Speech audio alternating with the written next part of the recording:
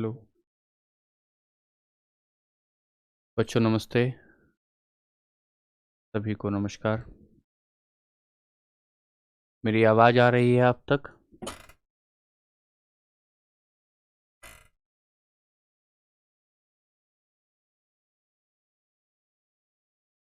चिराग, hello भाई। Hello Ambadas ji, मेरी आवाज़ आ रही है क्या आप तक बच्चों? Good evening Monu, Nikhil very good evening, Aarzoo good evening, Manisha good evening, Nisha Yadav good evening. आइए जल्दी से जुड़ जाइए सभी बच्चे। आशिका, रूबी, ऋषि, खुशी, मुस्कान, गौतम, किरण, सभी को नमस्ते। बताइए, 2 चैप्टर आपके कंप्लीट कर दिए हैं। अब भी किसी को कोई दिक्कत आ रही है क्या बच्चों? पिछली क्लास में PYQ करवाए थे हमने। हाँ, सभी को नमस्ते। बताइए, अब भी कोई दिक्कत आ रही है क्या? पिछली क्लास में जो PYQ आप लोगों को कराए गए, क्या उसमें कोई दिक्कत आ रही है या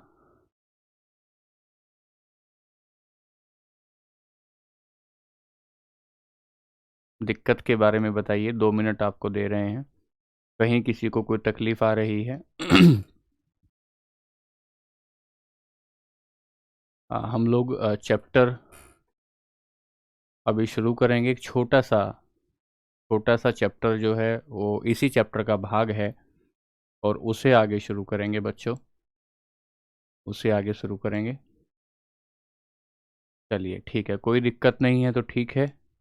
समझ में आ रहा होगा, मुझे लगता है कि अब थोड़ा सा समझ में आने लगेगा। सर पढ़ा समझ ठीक है। ठीक है। अगर कुछ बच्चों को अभी भी कुछ दिक्कत आ रही है तो मैं फिर बता दूं आपको कि एक दो क्लास में और आपको ठीक समझ में आना शुरू हो जाएगा, है ना। और मैं कोशिश करूंगा आपको अच्छा पढ़ाने की, तो और ठीक आना शुरू हो जाएगा। ठीक है बच्चों। हाँ, जो MCQ कराए गए हैं आप उनको ढंग से एक बार देख लें और देखने के बाद अपने लेवल पर जो SSC के जो भी MCQ आप देख रहे हों एक बार उनको कर लें। मुझे लगता है कि कोई तकलीफ नहीं आएगी। जिस लेवल पर मैंने इस चैप्टर को लिया है, SSC का, CDS का, जो भी आप एग्ज़ाम दे रहे हैं, कोई तकलीफ नहीं आएगी, ये मेरा आपसे वादा है ना। चलिए। अब बच्चों मैं आपको एक बात पढ़ाने वाला हूँ, अब सुनो ध्यान से, शुरू कर रहे हैं। आज की जो हमारी क्लास होगी, आज की अंशिका एक बार बाद में बताते हैं बच्चा, एक बार चैप्टर शुरू कर लें, नहीं तो भटक जाएंगे। तो आज की जो हमारी क्लास होगी वो एक छोटा सा टॉपिक होगा, पदार्थ में भौतिक और रासायनिक परिवर्तन। एक सवाल इस छोटे से टॉपिक से कई बार आ जाता है। पदार्थ में भौतिक और रासायनिक परिवर्तन। मैं राइटिंग में भी बच्चों सुधार कर रहा हूँ। कुछ आपकी कंप्लेन थी कि राइटिंग में सुधार नहीं है, तो उसका भी मैं प्रयास कर रहा हूँ। Physical and chemical change in matter, ये हमारी आज की क्लास का एक बहुत छोटा टॉपिक है, लेकिन इसे हम लोग इग्नोर नहीं कर सकते। उसका कारण ये है कि बच्चों इस छोटे से टॉपिक से ही एक सवाल आने की संभावना होती है। इस छोटे से टॉपिक से ही एक सवाल आने की संभावना हो जाती है। तो हाँ, कोई भी हो, ग्रुप डी की हो, कोई भी एग्जाम हो। अब आप सुनिए ध्यान से, ठीक है, मुझे पढ़ाने दीजिए। क्या होता है, जो आपकी प्रकृति है, जो आपका नेचर है, उस नेचर का अपना एक गुण है। वो साइकिल में चलता है, उसकी गति साइक्लिक गति है, चक्रीय गति है उसकी। चक्रीय गति का मतलब क्या है बच्चों? चक्रीय गति का मतलब है कि उसने संतुलन बनाया हुआ है। जो आएगा उसे एक ना एक दिन जाना जरूर है। कुछ समय के लिए आदमी यहां आता है और कुछ समय के आने के बाद, रहने के बाद चला जाता है। फिर दोबारा से नया जीवन पैदा होता है। नए जीवन के बाद फिर से कोई नई मृत्यु होती है, फिर नया जीवन, नई मृत्यु। तो प्रकृति में क्या होता है कि प्रकृति में एक साइकिल बनी हुई है, एक चक्र बना हुआ है। तो यहां पढ़ने के लिए हमें ये समझना होगा, इसको पढ़ने के लिए हमें समझना होगा कि जो नेचर है, जो प्रकृति है, प्रकृति में संतुलन होता है। प्रकृति में संतुलन होता है, बैलेंस होता है प्रकृति में। और उस बैलेंस को बनाने के लिए, उस बैलेंस को बनाने के लिए जिसका जन्म हुआ है, जिसका जन्म हुआ है, उसकी मृत्यु होना जरूरी है। उस बैलेंस को बनाने के लिए जिसका जन्म हुआ है, उसकी मृत्यु होना जरूरी है। और जो मृत्यु हुई है तो उसके बाद कोई ना कोई दूसरा नया जन्म होना जरूरी है। तो जन्म से मृत्यु तक और मृत्यु से जन्म तक आने की जो ये प्रक्रिया है, इसे ही चक्रीयता कहते हैं, इसे ही साइक्लिसिटी कहते हैं, इसे ही चक्रीयता या इसे ही साइक्लिसिटी कहते हैं। और ये जो साइक्लिसिटी है, इसका मुख्य गुण है परिवर्तन। इसका मुख्य गुण है परिवर्तन, इसका मुख्य गुण है चेंज, बदलाव। अब प्रकृति में जो भी कुछ हो रहा है, जो भी कुछ हो रहा है, यहां पर एक व्यक्ति थे, उस व्यक्ति का नाम, ध्यान से सुनो बच्चों, एक व्यक्ति थे, उस व्यक्ति का नाम था लेवोजियर। आपने सुना था उस व्यक्ति का नाम। और लेवोजियर ने कहा था कि मास not be created neither be destroyed, कि मास को, किसी भी द्रव्य को कभी खत्म नहीं किया जा सकता और ना ही पैदा किया जा सकता। इसका मतलब उसका तो परिवर्तन होता है। मैं बेसिक बना रहा हूं बच्चों।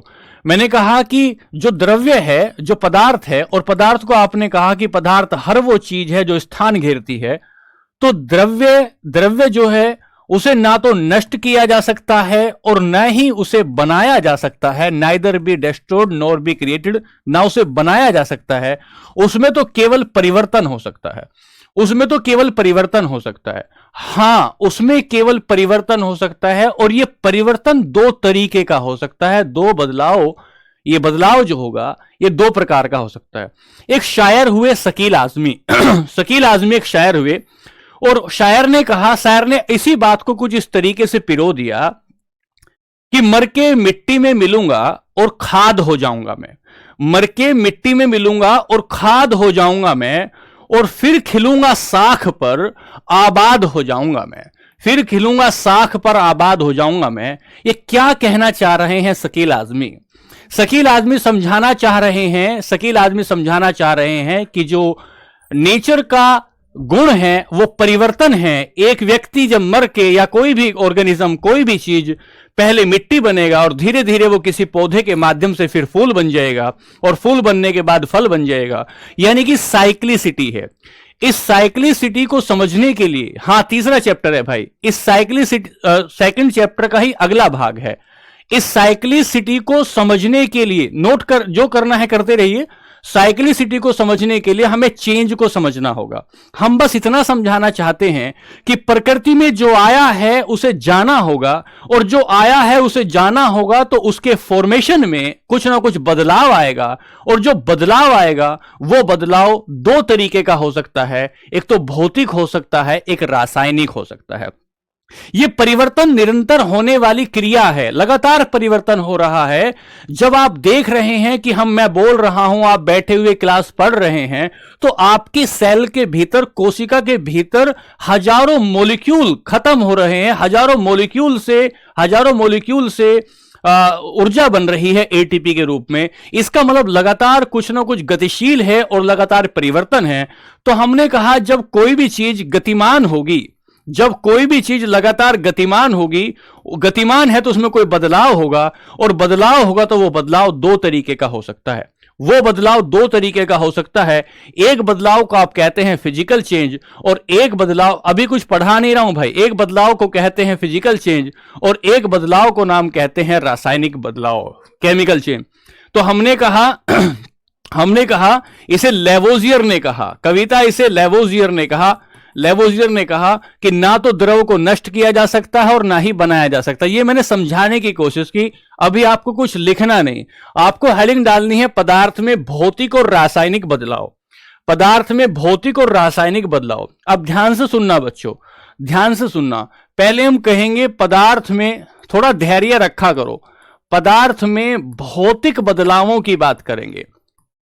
पदार्थ में पहले हम भौतिक बदलाव या भौतिक परिवर्तन की बात करेंगे।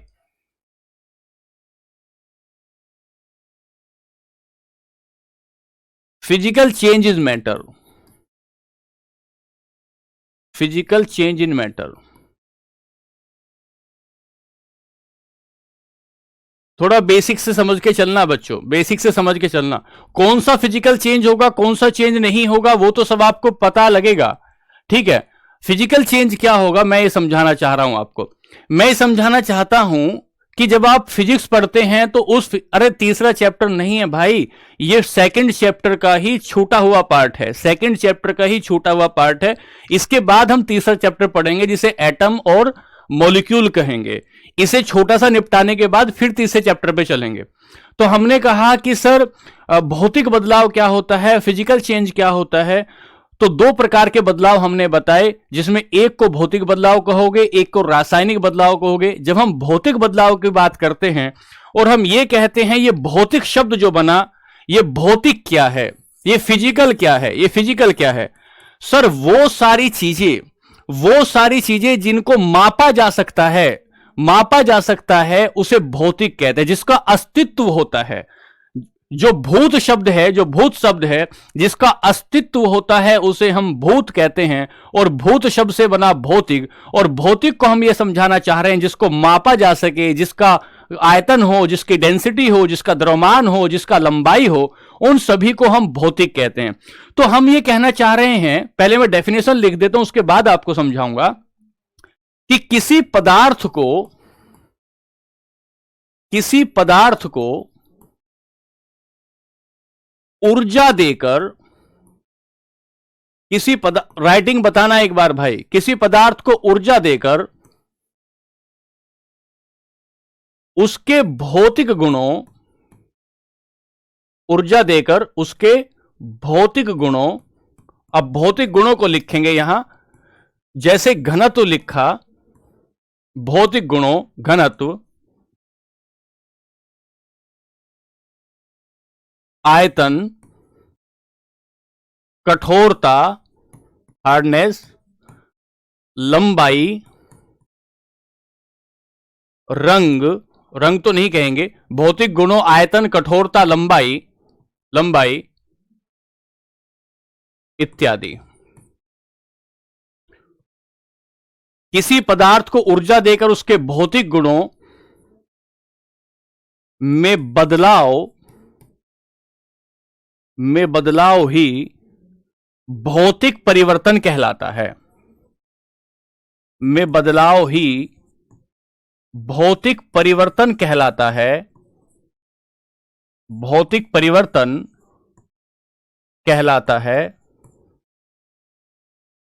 किसमें? भौतिक गुणों में परिवर्तन ही, भौतिक गुणों में परिवर्तन ही भौतिक परिवर्तन कहलाता है, भौतिक परिवर्तन कहलाता है।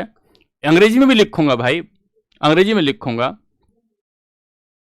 तो उसे भौतिक परिवर्तन कहते हैं, उसे भौतिक परिवर्तन कहते हैं। इसकी विशेषताएं क्या होती हैं? डेफिनेशन तो ये ले ली, इसकी विशेषताएं क्या होती हैं बताऊंगा। तो पहले अंग्रेजी में ले लो, फिर बता देता हूं।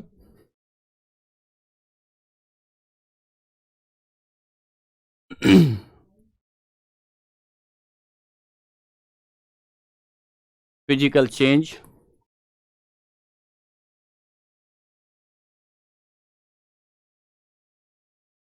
when energy causes a physical change, density, volume, length, hardness इत्यादि etc. physical change, when energy causes a physical change in a substance,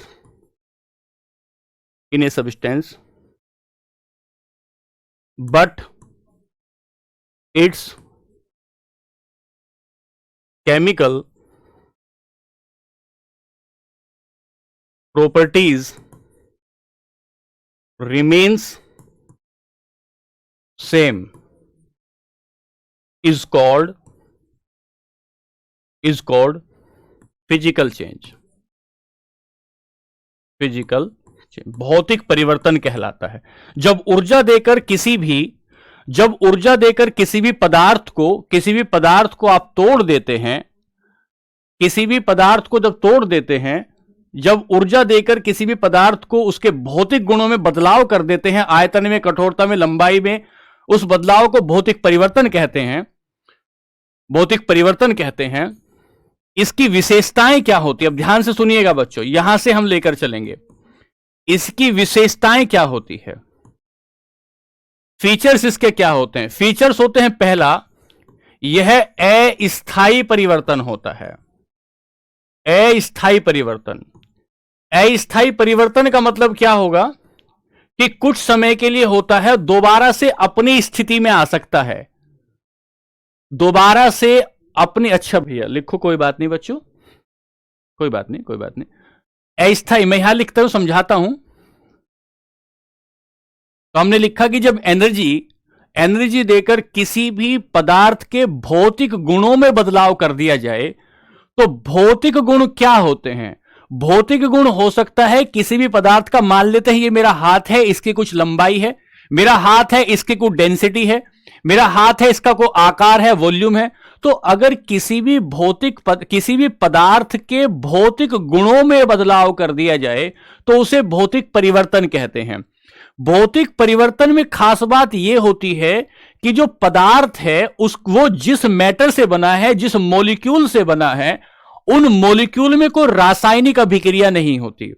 उस मॉलिक्यूल को रासायनिक प्रक्रिया नहीं होती, उसको काटकर छोटा कर सकते हैं, उसको खींचकर बड़ा बनाया जा सकता है, उसको एक पदार्थ से बर्फ को हम गैस बना सकते हैं या पानी को हम बर्फ बना सकते हैं। अगर हमने पानी को अगर हमने बर्फ बनाया, अवस्था में बदलाव हुआ, उसकी जो केमिकल प्रॉपर्टी है वो H2O ही रहेगी। हमने H2O में से हाइड्रोजन को अलग नहीं किया, हमने H2O में से ऑक्सीजन को अलग नहीं किया, प्रकृति सेम रहती है। तो हमने यहां लिखा कि जब हम एनर्जी देकर किसी फिजिकल चेंज में बदलाव करते हैं और उसका केमिकल प्रॉपर्टी नहीं बदलती है तो उसे फिजिकल चेंज कहते हैं।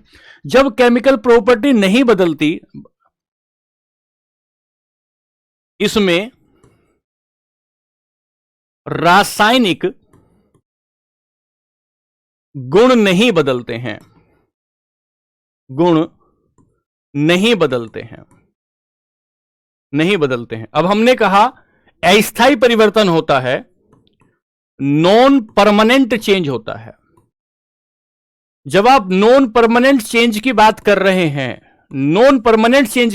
रहे हैं, इसका मतलब यह है कि आपके पास जल है, जल को आपने बर्फ बना दिया, पानी को आपने, वाटर को आपने आइस बना दिया, और जल को अगर आपने टेम्परेचर दे दिया तो आपने भाप बना दी, आपने वाष्प बना दी।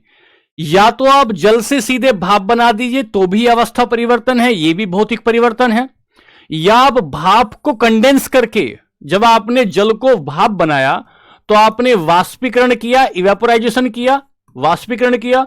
और जब आपने भाप को जल बनाया, तो भाप को जल बनाने की स्थिति में आपने उसको ठंडा किया तो संघनन किया, कंडेंसेशन किया। और जब आप कंडेंसेशन कर रहे थे तो कंडेंसेशन से हुआ क्या? केवल अवस्था में बदलाव आया। पानी भी H2O है, और जल भी, ये भाप भी H2O है, बर्फ भी H2O है। तो इसका मतलब यह समझिए कि इसकी जो रासायनिक प्रकृति है, ये पदार्थ, ये जो वाटर है, ये जो पानी है, ये पानी जिन मॉलिक्यूल से मिलकर बना है, मॉलिक्यूल से बनकर बना है, उन मॉलिक्यूल में कोई बदलाव नहीं, वो मॉलिक्यूल एक दूसरे से ना तो रासायनिक बंधन तोड़ रहे हैं, ना तो रासायनिक बंधन केमिकल बॉन्ड तोड़ रहे हैं, और ना ही नया कोई रासायनिक बंधन बना रहे हैं। ना तो हाइड्रोजन ऑक्सीजन से अलग हुआ, और ना ही हाइड्रोजन किसी अन्य एलिमेंट के साथ जुड़ा। बस अंतर क्या आया, अंतर यह था कि पहले वो लिक्विड फॉर्म में था, फिर वो सॉलिड फॉर्म में चला गया, और सॉलिड फॉर्म के बाद वो वेपर की फॉर्म में चला गया। मतलब इसके चरित्र में कोई बदलाव नहीं आया, इसके रासायनिक गुणों में कोई बदलाव नहीं आया। बदलाव आया तो सिर्फ और सिर्फ इसकी अवस्था में कि वो लिक्विड है, वो गैस है, कि वो ठोस है। डेफिनेशन क्या कहना चाहती है, किसी पदार्थ को हम ऊर्जा दे रहे हैं, कंडेंस किया तो हमने उसको ऊर्जा दी, ऊर्जा देने के बाद उसके भौतिक गुणों में, उसकी डेंसिटी में बदलाव किया, आयतन में बदलाव किया, कठोरता में बदलाव किया, लेकिन रासायनिक गुणों में कोई बदलाव नहीं आया। इसे ही आप क्या कह रहे थे, इसे ही आप कह रहे हैं भौतिक बदलाव। नहीं, भावना नहीं होता। अब ध्यान से सुनिए, अब ध्यान से सुनिए कि आपने एलपीजी लिया, आपने एलपीजी लिया, लिक्विड, एग्जांपल दे रहा हूं, लिक्विड पेट्रोलियम गैस लिया, और लिक्विड पेट्रोलियम गैस देके आपने इसका प्रेशर बढ़ाया, प्रेशर बढ़ाया, और प्रेशर बढ़ाने के साथ साथ आपने इसका टेम्परेचर चेंज किया, टेम्परेचर कम किया। तो लिक्विड पेट्रोलियम गैस को प्रेशर बढ़ा के, टेम्परेचर कम करके आपने इस गैसियस फॉर्म को लिक्विड फॉर्म में ले आए, लिक्विड फॉर्म में ले आए। तो ये जो बदलाव हुआ, ये जो गैस का लिक्विड में जो बदलाव हुआ, एलपीजी के ब्यूटेन, इथेन, प्रोपेन में कंपोजिशन में कोई बदलाव नहीं आया। बदलाव आया तो केवल और केवल अवस्था का बदलाव आया, तो गैसियस स्टेज से लिक्विड का। इस परिवर्तन को, इस प्रकार के परिवर्तन को हम क्या कहते हैं, इस प्रकार के परिवर्तन को हम भौतिक परिवर्तन कहते हैं। रोहित भाई रुको, तो मुझे भौतिक तो समझाने दो, फिर बताता हूं। अगली बात पर हम आए, अगली बात पर हमने समझा, यहां समझो, देखिए, किसी पदार्थ को आपने ऊर्जा दी, ऊर्जा दी तो उसकी डेंसिटी में बदलाव आ रहा है। डेंसिटी में बदलाव कैसे सर, जब आपने घनत्व में बदलाव किया तो पानी से आपने बर्फ बनाया, जब पानी से बर्फ बनाया तो बर्फ का आयतन कम होता है, बर्फ के आयतन कम होता है किसकी तुलना में, जल की तुलना में। बर्फ का वॉल्यूम जल की तुलना में कम है, इसी वजह से बर्फ पानी के ऊपर तैर जाता है। इसी वजह से सुनील भाई पानी के ऊपर बर्फ तैर जाता है। तो पानी के ऊपर बर्फ तैरने का कारण ही यह है कि ये जो आपकी डेंसिटी है, बर्फ की डेंसिटी है, वो कम है किसकी तुलना में, पानी की तुलना में। और अगर आप बर्फ को जल में बदल देते हैं तो अवस्था बदलने के बाद आपने इसकी डेंसिटी को बढ़ा दिया। यहां से डेंसिटी इसकी कम थी, यहां आपने इसकी डेंसिटी को बढ़ा दिया। डेंसिटी को बढ़ाया तो इसका मतलब हुआ कि भाई भौतिक परिवर्तन हुआ। सर आपने बर्फ को घोल दिया तो बर्फ का ये जो टुकड़ा था, ये जो बर्फ का टुकड़ा था, ये फैलकर पानी में फैल गया, तो आपने इसका आयतन बढ़ा दिया। आयतन बढ़ाया तो भी भौतिक परिवर्तन हुआ। फिर आपने दोबारा इसको जमाया, कठोर बना दिया, तो भी ये भौतिक परिवर्तन हुआ। बात समझिए, एक बात हो गई। एक बात हो गई। तो हमने कहा कि अगर किसी पदार्थ को हम उसकी अवस्था में बदलाव करते हैं तो उसे हम उसका भौतिक बदलाव कहते हैं। एक बात तो ये हुई। अच्छा, हम पढ़ क्या रहे थे, हमने कहा कि ये अस्थायी परिवर्तन होता है। अस्थायी परिवर्तन का मतलब है कि भाई जल से आपने वाष्प बनाई, और फिर वाष्प से आप क्या बना सकते हैं, वाष्प से आप दोबारा से जल बना सकते हैं। इसे ही अस्थायी परिवर्तन कहते हैं। दूसरा फीचर इसका क्या होता है, विशेषताएं पढ़ रहे हैं, फीचर्स पढ़ रहे हैं। एक बार ध्यान रखिए थोड़ी देर के लिए, जब आप फिजिकल और केमिकल दोनों पढ़ लेंगे तो आप क्वेश्चन कीजिएगा। तो आपने फीचर्स में पहला पढ़ा क्या, अस्थायी परिवर्तन होता है, परमानेंट नहीं होता, अस्थायी परिवर्तन। और अस्थायी परिवर्तन के उदाहरण ले लिया, जल से, एक पहले यही एग्जांपल ले लीजिए, ये बात हो गई। दूसरी बात, पहली बात हुई, दूसरी बात लेंगे, यह प्रक्रिया रिवर्सेबल होती है, उत्क्रमणीय होती है। यह प्रक्रिया उत्क्रमणीय होती है। The process is reversible. The process is reversible. Sir reversible process का मतलब क्या होता है, रिवर्सिबल प्रोसेस का मतलब क्या होता है, रिवर्सिबल प्रोसेस का मतलब यह होता है कि आपने कागज का टुकड़ा लिया, कागज का टुकड़ा, और इस कागज के टुकड़े को आपने फाड़ कर इसके टुकड़े कर दिए, कागज के टुकड़े टुकड़े आपने किए, और उन टुकड़ों को दोबारा से आपने लुगदी बना दी, और लुगदी बना के दोबारा से आपने कागज बना दिया, दोबारा से आपने कागज बना दिया, तो उसे हम कहेंगे कि वो रिवर्सिबल प्रोसेस है, रिवर्सिबल प्रोसेस है। ये रिवर्सिबल प्रोसेस का ही तो एग्जांपल है कि जल से आपने भाप बना दी और भाप दोबारा से बन गई जल, ये रिवर्सिबल प्रोसेस है। फिर हमने कहा कि सर रिवर्सिबल प्रोसेस अगर दूध से दही बना दे तो क्या दही दोबारा से दूध में तब्दील हो जाएगी? दही दोबारा से दूध में तब्दील नहीं होगी, ये इरिवर्सिबल प्रोसेस होगा, इरिवर्सिबल प्रोसेस होगा। फिर हम तीसरी बात ये समझाना चाहते हैं, डेंसिटी होती है कि कितना द्रव्यमान कितने आयतन में आ जाता है, इसे डेंसिटी कहते हैं। तीसरी प्रक्रिया लें, कागज के टुकड़ों को एग्जाम्पल अगर लेना चाहें रिवर्सिबल प्रोसेस का, ये रिवर्सिबल प्रोसेस होता है, इसको दोबारा से उसी स्थिति में लाया जा सकता है। तो हम ले सकते हैं कागज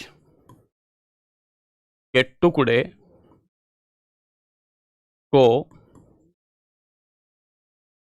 फाड़कर, या कागज वाला एग्जाम्पल यहां ठीक तो बैठ रहा है लेकिन इसको बनाने में थोड़ी तकलीफ है, कागज की लुगदी से ऐसे बना सकते हो, लुगदी से दोबारा कागज बनाना। और तीसरी बात यह होती है, इसकी तीसरा यह होता है,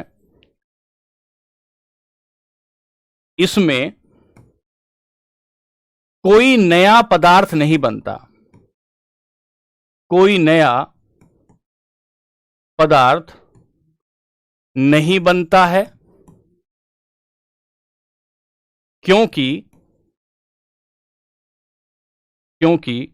कोई नया पदार्थ नहीं बनता है। हां, वाटर, बिल्कुल भावना, वाटर और आइस भी एग्जांपल है, कोई नया पदार्थ नहीं बनता है। प्रज्वल भाई, तुम्हें कई दिन से समझ में क्यों नहीं आ रहा है? ऐसी क्या बात है, तुम्हें क्यों समझ में नहीं आ रहा है? ठीक है, तो इसमें कोई नया पदार्थ नहीं बनता है क्योंकि कोई रासायनिक प्रक्रिया नहीं होती है, कोई रासायनिक प्रक्रिया नहीं होती है। इसमें कोई नया पदार्थ नहीं बनता है क्योंकि रासायनिक प्रक्रिया नहीं होती है, रासायनिक प्रक्रिया नहीं होती है, रासायनिक प्रक्रिया नहीं होती है। तो क्या कहेंगे? No new substance formed because there is no chemical reaction, कोई रासायनिक अभिक्रिया यहां नहीं होती है, कोई रासायनिक अभिक्रिया यहां नहीं होती है। एग्जाम्पल लें पहले तो आप समझेंगे। पहला एग्जाम्पल लें, पहला एग्जाम्पल लिया, जल से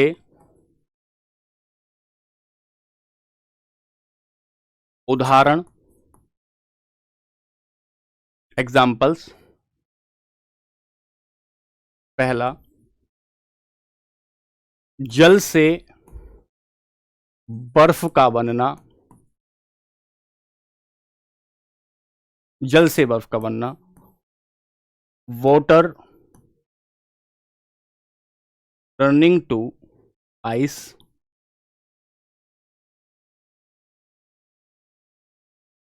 जल से बर्फ का बनना, एक बात हुई। दूसरा,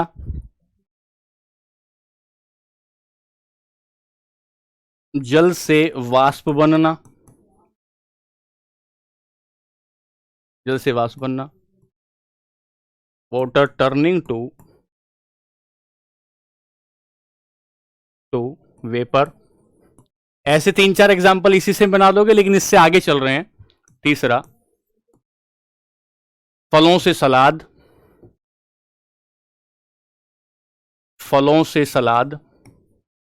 जब आप फलों से सलाद की बात करेंगे तो आपने क्या किया, उसकी लंबाई में कमी कर दी है, उसकी लंबाई में कमी कर दी है। तो फलों से सलाद, फलों से सलाद का मतलब क्या होगा, सैलेड विद फ्रूट्स। चौथा, चौथा, मक्खन का बर्तन में पिघलना, मक्खन का बर्तन में पिघलना। यहां से सवाल गलत होने की बहुत संभावना होती है। ऐसा लगता है कि मक्खन है, ऐसा लगता है कि मक्खन है, तो हमने कहा कि मक्खन का बर्तन में बदलना।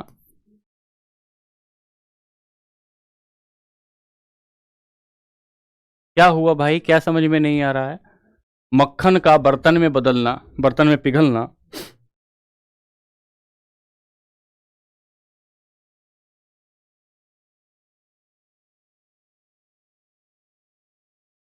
प्लास्टिक का अगर आकार चेंज कर दोगे तो हो जाएगा, प्लास्टिक का अगर आकार चेंज कर दोगे तो मेल्टिंग ऑफ फैट, वसा कह सकते हो, melting of fat in a container.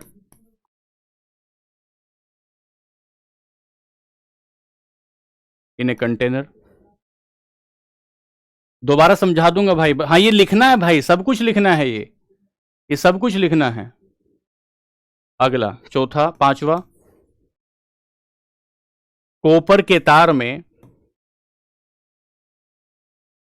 तार में विद्युत का बहना, कॉपर के तार में विद्युत का बहना। ये भी बहुत खास है। Electricity, electricity flowing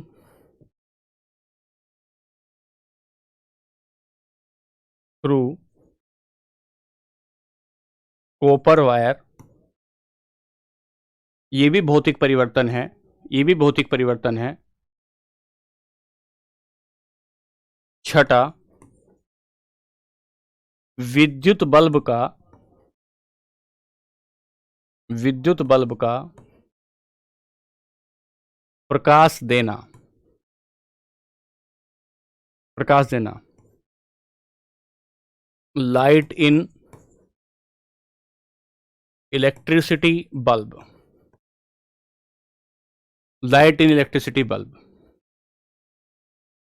light in, मक्खन का बर्तन में पिघलना, मक्खन का बर्तन में पिघलने का मतलब है भाई, जो मक्खन आपने रखा था, आपने उसको टेम्परेचर दिया, और टेम्परेचर देने के बाद उसके आयतन में वृद्धि हो गई, यानी कि उसकी गतिज ऊर्जा में वृद्धि हो गई, उसके कण एक जगह की जगह दूसरी जगह चले गए, दूर दूर चले गए, जिसकी वजह से वो पिघल गया है। उसमें कोई केमिकल रिएक्शन नहीं हुई है, उसे, उसमें कोई केमिकल रिएक्शन नहीं हुई है, लेकिन उसके आयतन में बदलाव हो गया, आयतन में बढ़ोतरी हो गई है। मैं आपको यहां ये पढ़ा रहा हूं, मैं आपको ये पढ़ा रहा हूं कि पदार्थ में भौतिक और रासायनिक परिवर्तन होते हैं। भौतिक परिवर्तनों को उसके भौतिक गुणों में बदलाव कहा जाता है। उसकी विशेषता होती है कि वो अस्थायी होते हैं। जैसे कि आपने अभी कहा, आपने अभी कहा कि जो मक्खन है, वो मक्खन को आपने पिघला दिया है किसी बर्तन में, तो आप फ्रिज में रख दोगे तो वो दोबारा से टाइट हो जाएगा, और दोबारा से टाइट होने के बाद वो फिर एक जगह आ जाएगा। एक बात हुई। दूसरी बात हुई कि जैसे हमने ये एग्जांपल दे दिए। दूसरी बात हुई कि वो उत्क्रमणीय प्रोसेस होता है। उत्क्रमणीय प्रोसेस का मतलब होता है वो दोबारा से आ सकता है। जैसे अभी आपने कहा, अभी आपने कहा कि सर मक्खन को आप किस में ला सकते हैं, मक्खन को आप दोबारा से किस में ले आएंगे, ठोस फॉर्म में ले आएंगे। ठीक है।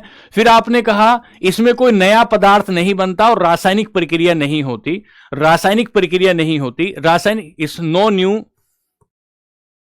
सबस्टेंस फॉर्म्ड, कोई रासायनिक प्रक्रिया नहीं होती। जब रासायनिक प्रक्रिया नहीं होती तो हम तभी तो कह रहे हैं कि कोई नया बदलाव, नया नहीं आता। और इसको समझने के लिए आपने ये एग्जाम्पल लिए, एग्जाम्पल लिए तो आपने पहला एग्जाम्पल लिया कि जल से बर्फ का बनना, तो अगर पानी से बर्फ बन जाता है तो उसकी डेंसिटी में कमी आ जाती है। डेंसिटी में कमी बच्चों ध्यान से सुनो, डेंसिटी में कमी आती है तो अवस्था का बदलाव है, कोई रासायनिक बदलाव नहीं है। जल से वाष्प का बनना यह भी एक प्रकार का अवस्था का बदलाव है, कोई रासायनिक बदलाव नहीं है। फलों से सलाद बनाना यह भी एक प्रकार का रासायनिक बदलाव नहीं है, यह एक प्रकार का भौतिक बदलाव है। कॉपर का तार में मक्खन का बर्तन में पिघलना, जब आप मक्खन ले रहे हैं तो मक्खन को आपने पिघला दिया किसी बर्तन में, और अगर आपने किसी बर्तन में पिघला दिया है तो इसका मतलब यह नहीं है कि उसका रासायनिक, उसके अणुओं में कोई बदलाव हो गया है। बस अंतर सिर्फ इतना है कि वो दोबारा से मक्खन की स्थिति में आ सकता है, सॉलिड की स्थिति में आ सकता है। अब जो बच्चे कह रहे हैं कि फलों से सलाद बन गई तो सलाद से फल कैसे बनेगी, ये बात ठीक है, ये इरिवर्सिबल प्रोसेस है, लेकिन इसे भौतिक गुणों में इसलिए रखा गया है क्योंकि इससे कोई नया पदार्थ नहीं बनता है। अगली बात आती है कि कॉपर की तार में विद्युत का बहना। जब कॉपर की कोई वायर है उसमें इलेक्ट्रिसिटी को फ्लो किया गया है तो आपके कॉपर की वायर का तापमान तो बढ़ेगा, लेकिन टेम्परेचर के बढ़ जाने से कॉपर में किसी प्रकार का कोई बदलाव नहीं आएगा। कॉपर की रासायनिक प्रॉपर्टी जो है, वो रासायनिक प्रॉपर्टी में कोई तकलीफ नहीं आएगी, केमिकल कंपोजिशन में कोई बदलाव नहीं आएगा। जब केमिकल कंपोजिशन में कोई बदलाव नहीं आएगा तो इसका मतलब होगा यह भौतिक परिवर्तन है। इलेक्ट्रिसिटी, अच्छा, फिर आया विद्युत बल्ब का प्रकाश देना। जैसे ही आप विद्युत को बल्ब में देते हैं तो बल्ब क्या देता है, प्रकाश आपको देता है, बल्ब आपको हीट देता है, आपको प्रकाश देता है। लेकिन बल्ब के टंगस्टन की धातु से जो बना हुआ बल्ब है, उसकी धातु में, उसके तार में किसी भी प्रकार का कोई रासायनिक बदलाव नहीं आ रहा, और जब कोई रासायनिक बदलाव नहीं आ रहा है तो वो भौतिक परिवर्तन होगा। फिर यहां से आगे चलेंगे तो आप कहेंगे,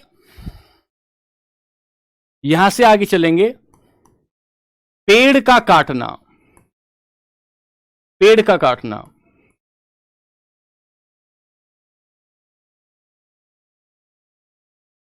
सर पेड़ का काटना इरिवर्सिबल तो है, पेड़ को दोबारा से हम पेड़ जैसी स्थिति में तो नहीं ला सकते, लेकिन कोई नया पदार्थ नहीं बनता। यहां लिख सकते हैं यह इरिवर्सिबल है, लेकिन कोई नया पदार्थ नहीं बनता,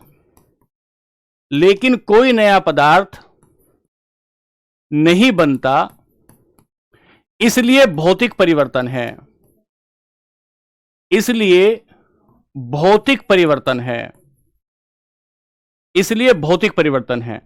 शीशे के काटने के, पेड़ के काटने के साथ साथ शीशे का टूटने में भी ठीक वही कहानी आती है जो कहानी पेड़ के कटने में आती है।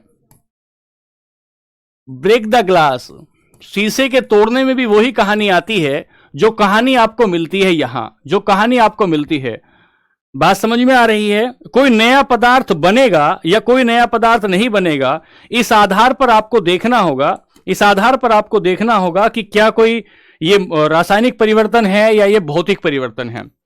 और अगर बात करें मोमबत्ती का पिघलना, जब आप मोमबत्ती के पिघलने की बात करेंगे, मेल्टिंग ऑफ कैंडल, तो अगर मोमबत्ती के आकार में अंतर आ रहा है, आकार में बदलाव आ रहा है, तो वो उसका भौतिक परिवर्तन है। लेकिन मोमबत्ती आपको हीट भी दे रही है और आपको प्रकाश भी दे रही है, तो मोमबत्ती का पिघलना और आपके मोम का प्रकाश में तब्दील हो जाना, मोम का हीट में तब्दील हो जाना, ये रासायनिक परिवर्तन है। इसलिए हम कहेंगे मोमबत्ती का पिघलना, और ब्रैकेट में लिख देंगे अगर आकार में बदलाव आ रहा है, तो आकार में बदलाव केवल और केवल भौतिक परिवर्तन होगा। यहां मैंने यह समझाने की कोशिश की कि आप इन तीनों चीजों को देखोगे, तीनों एग्जाम में जाकर इन तीनों चीजों को देखोगे और तभी समझ पाओगे कि कौन से को हम भौतिक परिवर्तन लगाएं और कौन से को हम किसको हम भौतिक फिजिकल चेंज कहें और किसको हम केमिकल चेंज कहें, तो फिजिकल और केमिकल चेंज में हमें तीन बातें ये देखनी होंगी कि वो अस्थायी परिवर्तन होना चाहिए, वो इरिवर्सिबल होना चाहिए, और कोई नया पदार्थ बनता है कि नहीं, कोई नया सब्सटेंस बनता है कि नहीं बनता है, ये भी आपको देखना चाहिए। ठीक है, ठीक है अभिषेक भाई। अब यहां से आगे चले तो आपने कुछ एग्जाम्पल लिए जिसमें आपने कहा कि वाटर बर्फ में चेंज हो जाता है, वाटर वेपर में चेंज हो जाता है, फलों से सलाद है। बच्चों ने कहा कि सर सलाद को दोबारा से फल तो नहीं बनाए जा सकते, लेकिन सलाद को आप इसमें कोई नया पदार्थ नहीं बन रहा है, फलों से सलाद बन रही है लेकिन कोई नया पदार्थ नहीं बन रहा है, इस वजह से इसे रखा है भौतिक बदलाव में। अब यहां से आगे चलें, यहां से आगे चलेंगे तो लिखेंगे रासायनिक बदलाव। रासायनिक बदलाव,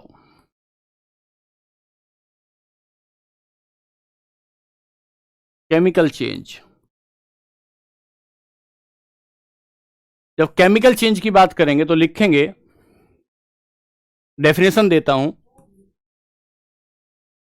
किसी पदार्थ को ऊर्जा देकर, किसी पदार्थ को ऊर्जा देकर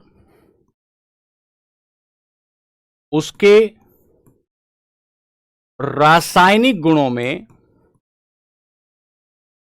रासायनिक गुणों, और रासायनिक गुणों को जब लिख रहे हो तो लिखें उसकी अम्लीयता एसिडिटी, उसकी क्षारीयता बेसिडिटी, उसकी ज्वलनशीलता फ्लेमेबिलिटी, ज्वलनशीलता, उसकी अभिक्रियाशीलता रिएक्टिविटी, उसकी अभिक्रियाशीलता। तो हमने क्या लिखा कि किसी पदार्थ को ऊर्जा देकर उसके रासायनिक गुणों जैसे ये में परिवर्तन करना, रासायनिक गुणों में परिवर्तन करना रासायनिक परिवर्तन कहलाता है। रासायनिक परिवर्तन कहलाता है, कहलाता है, रासायनिक परिवर्तन कहलाता है, रासायनिक परिवर्तन कहलाता है। नॉन परमानेंट चेंज और रिवर्सिबल एक ही बात है दोनों बच्चों, एक ही बात है, भाषा का फर्क है। when एनर्जी causes, थोड़ा साफ लिख लेते हैं, causes a chemical change, a chemical change, उसका गुण एसिडिटी हो सकता है, उसका गुण बेसिडिटी हो सकता है, उसका गुण ज्वलनशीलता इनफ्लेमेबिलिटी हो सकता है, रिएक्टिविटी हो सकता है। तो क्या लिखा, when energy causes a chemical change in a substance, in a substance is called chemical change, is called chemical change। इसे केमिकल चेंज कहते हैं, इसे केमिकल चेंज कहते हैं, इसे केमिकल चेंज कहते हैं। इसकी प्रॉपर्टीज क्या होंगी, इसके गुण क्या होंगे, या इसके गुण क्या होते हैं। पहला गुण, स्थायी बदलाव होता है, स्थायी बदलाव, परमानेंट चेंज होता है, परमानेंट चेंज होता है। सर परमानेंट चेंज कैसे होता है, एग्जाम्पल लें, एग्जाम्पल ले परमानेंट चेंज का। सर लकड़ी का राख में बदलना, लकड़ी का राख में बदलना, वुड का चेंज होना ऐश में, लकड़ी का राख में बदलना, ये केमिकल चेंज है। जब लकड़ी राख में चेंज हो जाती है, लकड़ी राख में चेंज हो जाती है, स्थायी बदलाव है। इसी स्थायी बदलाव को दूसरी भाषा में कह सकते हैं, दूसरी भाषा में कह सकते हैं, यह प्रक्रिया अनुत्क्रमणीय होती है। यह प्रक्रिया अनुत्क्रमणीय होती है, इरिवर्सिबल होती है। राख से आप दोबारा क्या नहीं बना सकते, होती है, दोबारा लकड़ी नहीं बना सकते। The process is irreversible, irreversible. और सबसे अच्छी बात, जो सबसे खास बात है इसकी, नए पदार्थ का फॉर्मेशन होता है, नए पदार्थ की उत्पत्ति होती है, नए पदार्थ की उत्पत्ति होती है। जब नए पदार्थ की उत्पत्ति होती है तो देखें एग्जांपल, न्यू प्रोडक्ट या सब्सटेंस इज फॉर्म्ड।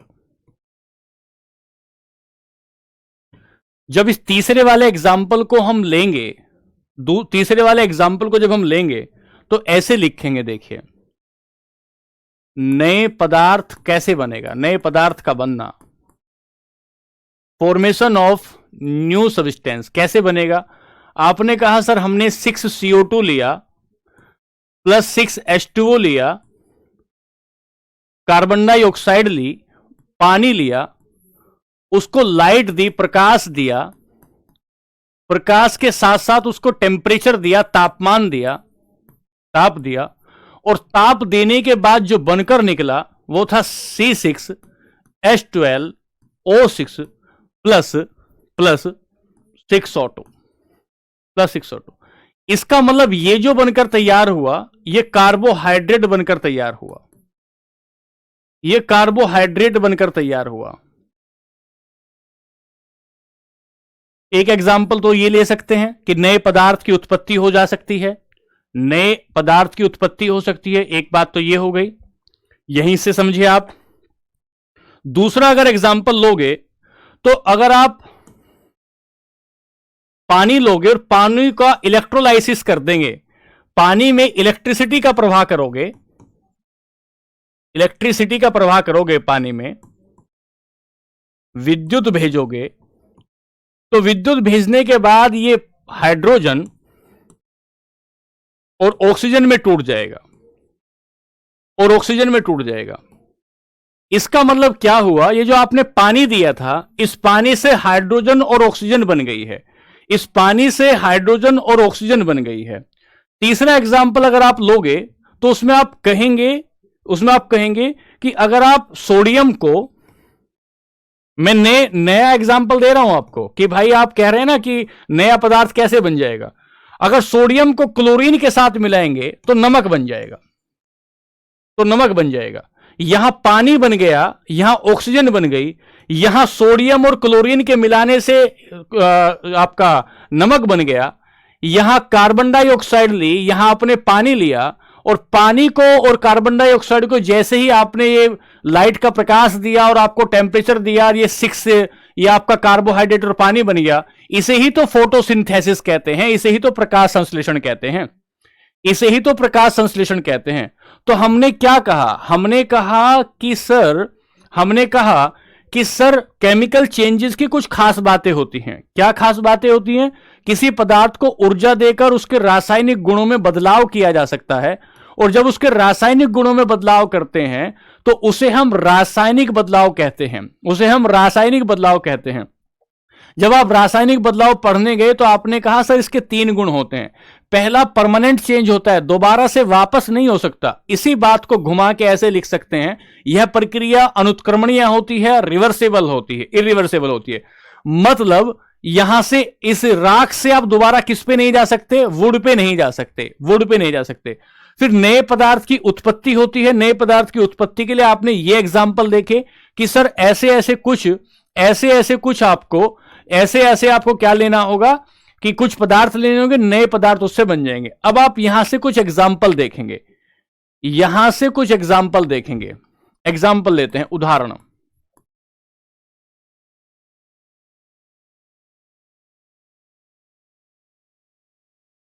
पहला, दूध से दही का बनना। दूध से दही का बनना, मिल्क टर्निंग टू कर्ड। दही का बनना एक बात। दूसरा, लोहे में जंग लगना। जंग लगना,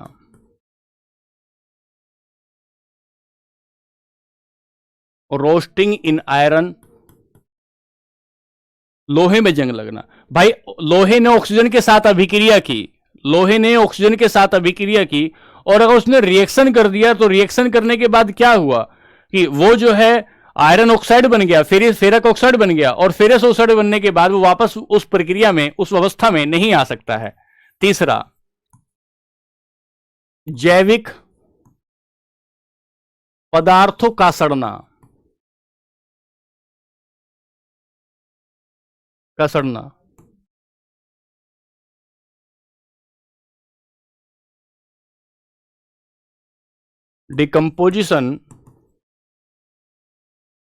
डिकम्पोजिशन ऑफ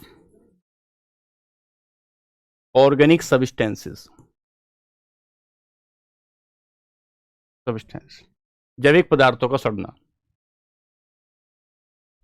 लोहे में जंग का लगना, जैविक पदार्थों का सड़ना। ठीक है, यहां से आगे चलोगे, कागज का जलना। कोई चीज जल जाएगी तो वापस कैसे आएगी?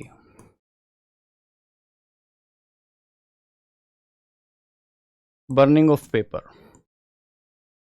कागज का जलना, बर्निंग ऑफ पेपर, कागज का जलना।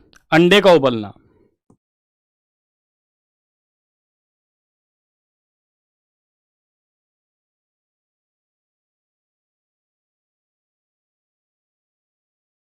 बच्चों मैं आपकी वजह से ये सब लिख रहा हूं, ताकि आप लिखेंगे हाथ से, लिखेंगे हाथ से, नोट्स बनाएंगे तो आपको याद भी होगा,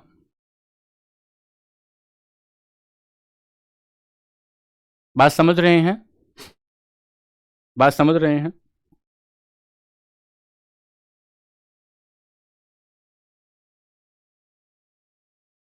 विद्युत का पानी में फ्लो करना।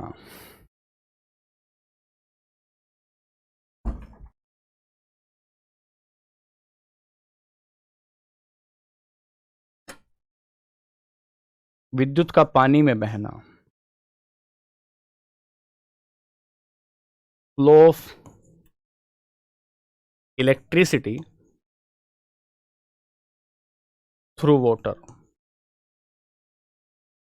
इससे क्या होगा? इससे ये कहानी होगी, ये वाली। अगर आप पानी में विद्युत बहा दोगे तो ये एग्जाम्पल इससे आएगा। पानी में आपने इलेक्ट्रिसिटी बहा दी तो इससे ये एग्जाम्पल निकल के आएगा,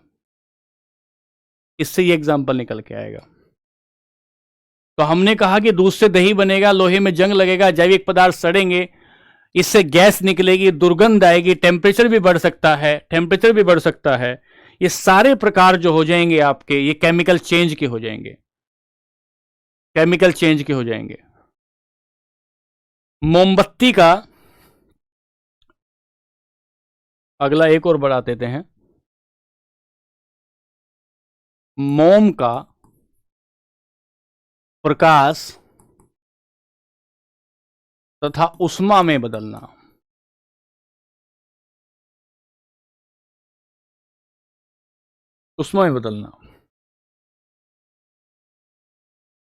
है जी, नहीं बस wax change in heat and light. ये कुछ एग्जाम्पल हुए। कल हम इसके पीवाईक्यू करेंगे, कर लेंगे। हमने यहां बेसिक बनाने की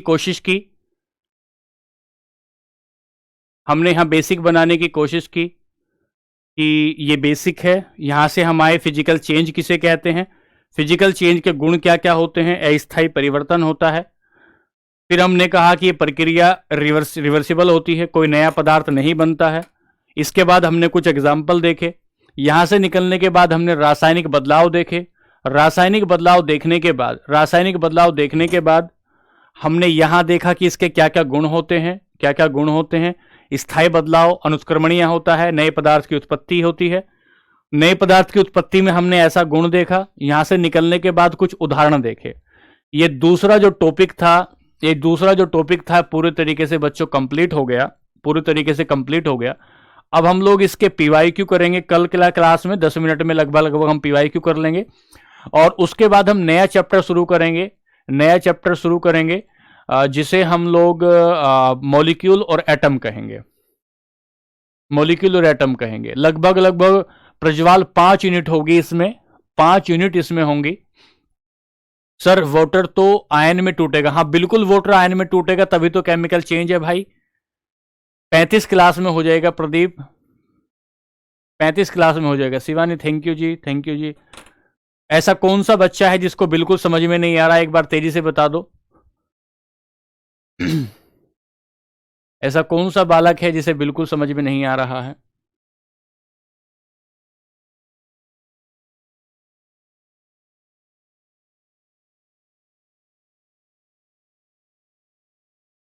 वेजिटेबल का बनना क्या, प्लीज बता दो। फ्रूट से वेजिटेबल का बनना, फ्रूट से वेजिटेबल कैसे बना रहे हो?